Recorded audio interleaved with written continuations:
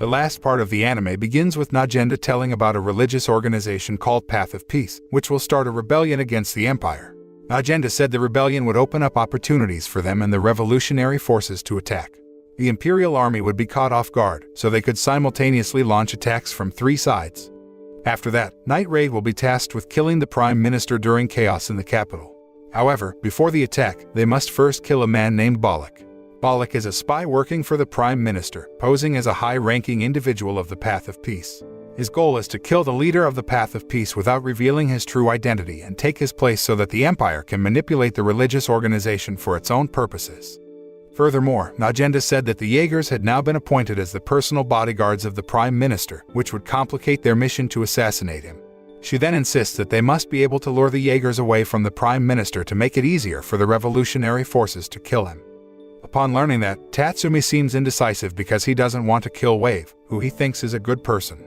However, for the success of their mission to kill the Prime Minister, who was the mastermind behind all the suffering of the common people, Tatsumi also made up his mind to kill all members of the Jaegers.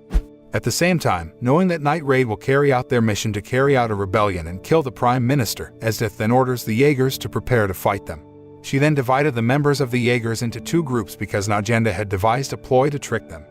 Wave, Balls, and Kurome are part of a team Esdeath assigned to the eastern region because they received information that Najenda and some Night Raid members went there.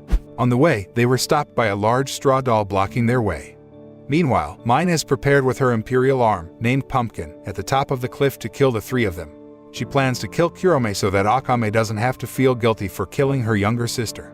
However, Kurome was able to dodge Mine's shot, and at the same time, Susanoo appeared from inside the straw doll and immediately attacked them. Surprisingly, Najenda and the rest of the Night Raid members were there to kill the 3 of them. Even Akame had prepared to fight her younger sister. When she finally faced her sister, Kurome did not hesitate to exert her power by using her Imperial arm, Yatsufusa, a long katana with the power to reanimate and control corpses. Kurome and her comrades, who were previously outnumbered, can now match the power of Night Raid after she awakens the corpses of the strongest warriors who are very reliable on the battlefield. On the other hand, Night Raid began to be overwhelmed by Kurome and her corpses. Even Leone lost one of her arms, and Najenda had to intervene to help her comrades in the fight, even though she was unable to maximize her power after suffering severe injuries in her fight against Esdeath in the past. When Leone helped Akame fight against Balls, Tatsumi and the others seemed to have difficulty defeating the corpses that Kurome had resurrected. But then, Chelsea arrives and helps Tatsumi and Mine defeat them. Seeing her corpse dolls one by one being defeated by the Night Raid members, Kurome then summoned a frog monster which then swallowed Mine alive. She said that whoever was swallowed by the frog monster, then their body would be destroyed for sure. Hearing that, Tatsumi prepared to fight Kurome and Najenda and Susanoo, who had succeeded in defeating their enemy.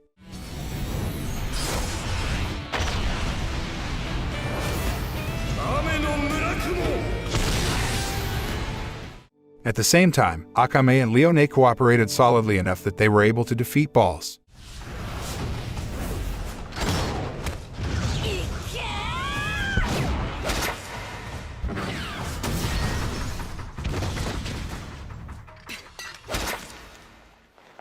Unexpectedly, Balls activated the weapon on his back, creating a very powerful explosion.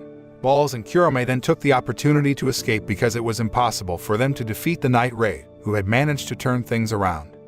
Balls, who was about to return to the Jaegers' headquarters, accidentally bumped into a little girl who was crying because her leg was injured.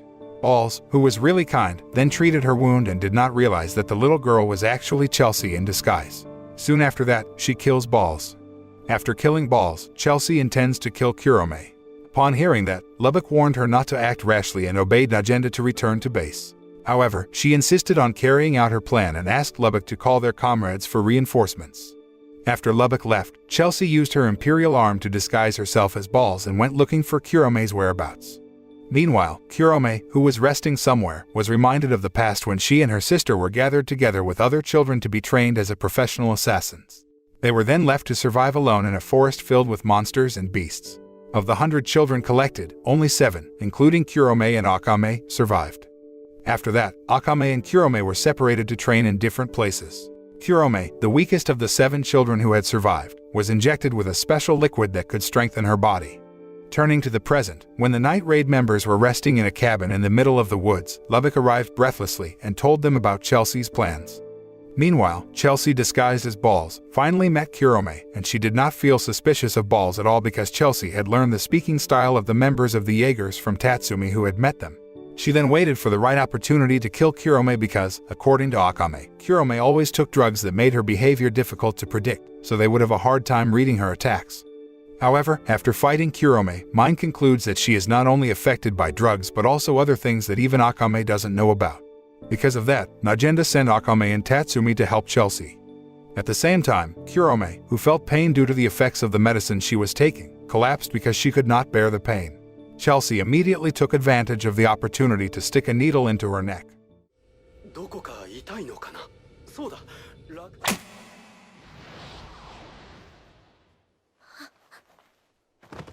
Presuming that Kurome was dead, Chelsea returned to her true form and prepared to leave. However, unexpectedly, Kurome turns out to be still alive, and that's because of the new drug that was injected into her. She then told Chelsea that she could only die if she was stabbed directly in the heart or cut off her head. Realizing she couldn't fight Kurome alone, Chelsea rushed to run away, especially after Kurome destroyed her imperial arm. Kurome then resurrects her corpse dolls and orders them to kill Chelsea. Because Chelsea did not have weapons that were strong enough to fight them, she was finally killed in a gruesome way. Elsewhere, Tatsumi and Akame finally find Chelsea's whereabouts, despite being a corpse. Even though the Night Raid members are shocked and devastated by Chelsea's death, they still have to continue their plan to kill Balak. Meanwhile, the Jaegers have apparently been ordered by the Prime Minister to escort Balak, even though he says that he already has personal bodyguards dubbed the 4 Rakshasa demons. Balak even boasted by asking Esdeath and the Jaegers to rest because his bodyguards would defeat Night Raid. On the other hand, Wave realized that Kurome was injured quite badly from the attack from Chelsea earlier, so he asked her to just rest. However, Kurome insisted on continuing the mission because, according to the rules, members of the Jaegers who could not fight would be killed so as not to spread information. Meanwhile, along with the Night Raid members looking for information to infiltrate the Balak residence, the Rakshasa demons have also begun to spy on the Night Raid members, even openly confronting them, as experienced by Akame. That night, Akame is visited by one of the Rakshasa demons, Ibara, who used to be her partner while still in the Imperial Army. Akame was also involved in a fierce battle with him, who had terrible physical strength, which was difficult for even her Murasame sword to touch. On the other hand, Lubbock can counterbalance the strength of 2 Rakshasa demons named Stan and Mez at once by using his Imperial Arm, Crosstail, which can be used in various ways to attack, defend against, or immobilize opponents.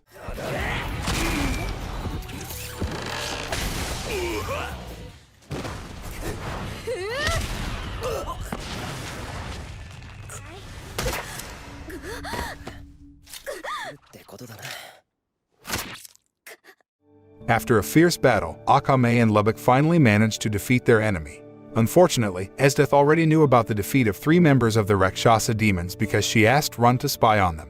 Hearing this, Seiryu became even more excited to kill all the Night Raid members and began to explore the city to find their whereabouts. Soon afterwards, Seiryu managed to find Mine, who was with Tatsumi at that time. Seeing Tatsumi with one of the Night Raid members, Seiryu finally finds out the true identity of the young man who is so loved by Esdeath. Without thinking, Seiryu immediately launched an attack on them.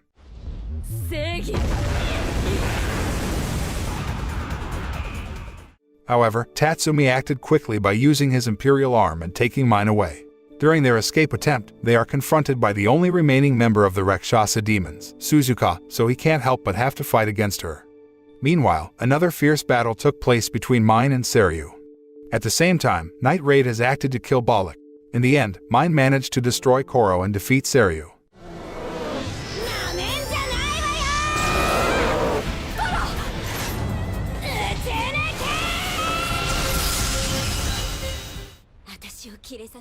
Unfortunately, she activated a time bomb whose detonation would be able to reach Mine, who was unable to escape as soon as possible due to her severe injury. But then, Tatsumi, who had managed to defeat his opponent, arrived just in time to save Mine. Elsewhere, Najenda tells Esdeath that Akame and Lubbock have killed Balak. At the same time, the Prime Minister looked restless at the palace because the revolutionary troops had started rebellions throughout the country and succeeded in controlling several areas. Even so, a commander-in-chief named Budao didn't seem too worried about it, saying that he would protect the capital. Knowing that the revolutionary army would soon enter the capital, the Prime Minister announced that he had formed an elite team that would protect the capital, where the leader of the elite team was a man named Shura, who was the son of the Prime Minister.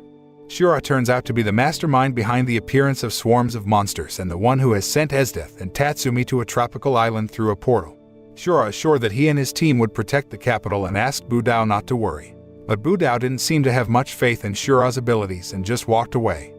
Elsewhere, the Night Raid members, who had been divided into several teams, began to carry out their respective duties. Tatsumi and Lubbock are assigned to infiltrate the palace and join the resistance forces already at the palace to spy on the Prime Minister and his henchmen. After that, they encountered a woman who was part of the resistance, who immediately took them to where the resistance forces were gathering. However, they were shocked when they discovered that the resistance forces had been massacred. It didn't stop there. Suddenly an explosion occurred and almost killed Tatsumi and the others if they didn't dodge immediately. The mastermind behind the massacre and explosion was none other than Shura. Tatsumi finally finds out that he is the mastermind behind the monster's attacks and is furious when he finds out that Shura is doing it just for fun. When Tatsumi was preparing to fight Shura, Budao suddenly appeared and immediately attacked Tatsumi with his thunder, so they were then involved in a fight. On the other hand, Lubbock is about to help Tatsumi but is blocked by Shura, who has the imperial arm named Shambhala, who can manipulate space, allowing him to teleport people and objects over large distances. Shura turns out to have marked all the places in the palace, making it easier for him to move from place to place, making it difficult for Lubbock to counter his attacks. Even so, Lubbock did not just give up and devised the right strategy to fight Shura. To his liking, having a customizable crosstail proved quite useful for Lubbock, as he only needed to spread the crosstail around him to prevent Shura's attack and trap him. However, when Lubbock almost succeeded in killing Shura, the woman who brought them to the palace turned out to have sided with Shura because her parents were being held hostage by him. The woman then stabbed Lubbock while pleading for her parents to be released. Upon hearing that, Shura laughed and said he had killed her parents long ago and then just killed the woman. Lubbock, furious at this, immediately paralyzed his attack with crosstail, but Shura fought by opening a portal, which then moved them to another place. Suddenly, Lubbock launched the final attack by stabbing Shura's heart with a spear, killing him.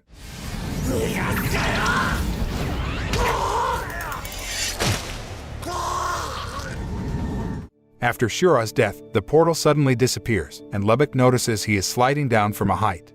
Knowing that he will soon die, Lubbock remembers all the good memories with the Night Raid members. He considers his own family and leaves everything to Tatsumi, hoping he can survive.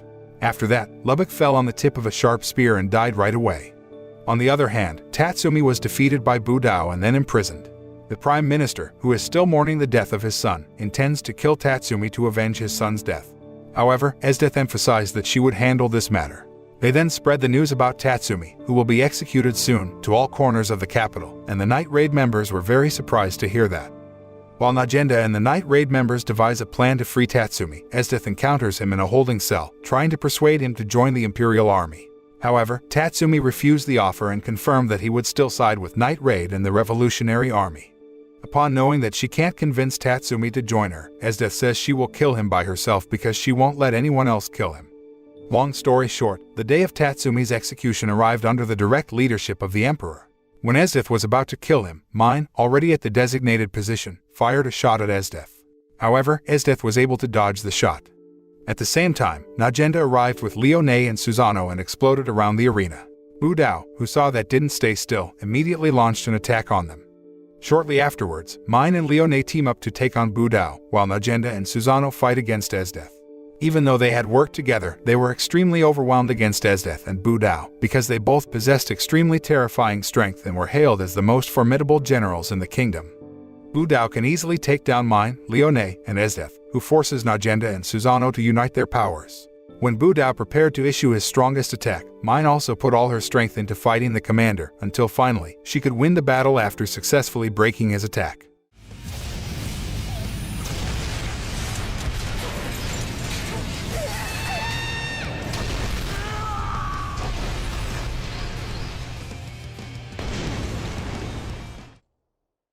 On the other hand, when everyone was involved in a fierce battle, Akame managed to free Tatsumi, so he immediately helped Mine, who collapsed due to exhaustion. Knowing that Tatsumi has been released, Najenda then orders Night Raid to withdraw. However, Susano said he would withstand Esdeath's attacks as best he could, so they could all escape from that place. Susano turned out to have prepared to sacrifice his life for the Night Raid members, who he considered his own family. Esdeath seems a little impressed by his sacrifice and tells him she will remember him as a soldier, not a weapon. Susano put all his strength into fighting Esdeath while the rest of the Night Raid members fled. When it reached a safe place, Mine, whose body was still very weak, expressed her love for Tatsumi. Suddenly, Mine breathed her last because her life couldn't be saved after her fight against Budao. The struggle of Night Raid and the Revolutionary Army against a tyrannical and cruel government, in fact, has inspired the residents to carry out a similar struggle. Rebellions began to occur throughout the capital. However, Esdeath quelled the rebellion by massacring the rebels and hanging their bodies from the stake as a warning to the rest of the population. On the other hand, Wave and Run seem to be discussing the rebellion. Run then reveals that he is siding with the Revolutionary Army, which wants to overthrow the current government and form a new government that can bring peace and prosperity to all residents. Meanwhile, Akame realized that Kurome was sending messages through the corpses to do a one-on-one duel. Knowing this, Tatsumi tried to stop Akame because he was worried about her safety, but she was determined to fight her sister and rushed to the abandoned church ruins in the middle of the forest. Before starting the fight, Akame and Kurome then talked while reminiscing about their past when they were still on the same side. When they finally fought each other, they were suddenly surprised by the appearance of a giant robotic danger beast, so the two of them worked together to defeat the giant monster. By combining their strengths, they managed to destroy the monster.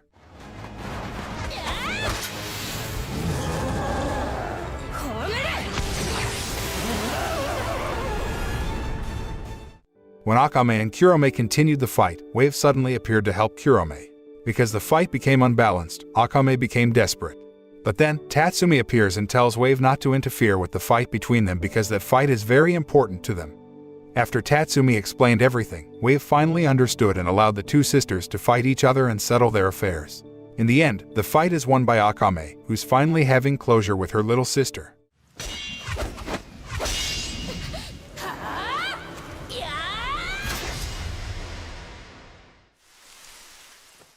After Wave takes Kurome's body away from there, Akame mourns her sister's death by crying in Tatsumi's arms. Elsewhere, Prime Minister Honest instructs the Emperor to activate the ultimate imperial arms to stop the revolution. Tatsumi, Akame, Leone, and Agenda start their final mission to assassinate the Prime Minister. As they break into the palace, they are confronted by Run, who uses his imperial arms Mastema, a pair of plates on his back that grows wings double as weapons. Leone stays behind to deal with Run while Tatsumi and Akame reach the throne room. Under the Prime Minister's influence, the Emperor activates his imperial arm, Shikautaser, a giant 500-foot-tall robot, and causes destruction in the capital. Tatsumi tries to convince the Emperor to have compassion for the citizens, but the Emperor becomes selfish in his cause to maintain power. Wave joins him in the battle against the Emperor. After Tatsumi manages to strike the core of Shikautaser, he unlocks the true power of Incursio to defeat the Emperor.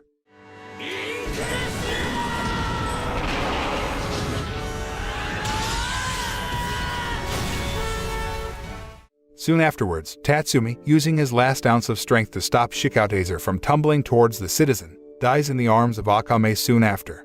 With Tatsumi now dead, Esdeath challenges Akame to a duel. Akame is forced to unleash her trump card by poisoning herself, thereby increasing her physical abilities.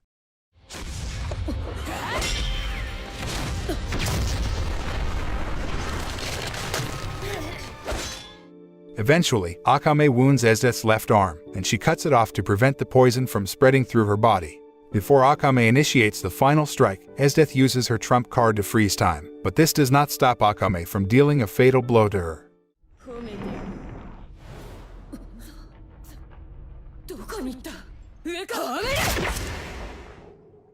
With her last effort, Esdeath encases herself in Tatsumi and ice, which shatters them both into pieces. Meanwhile, Leone corners Prime Minister Honest before he tries to escape the palace. Unfortunately, he uses his imperial arms, Erase Stone, a crown that can break other imperial arms, to destroy Leone's imperial arm. Luckily, Leone manages to kill Prime Minister Honest, even when he shoots at her repeatedly with his gun.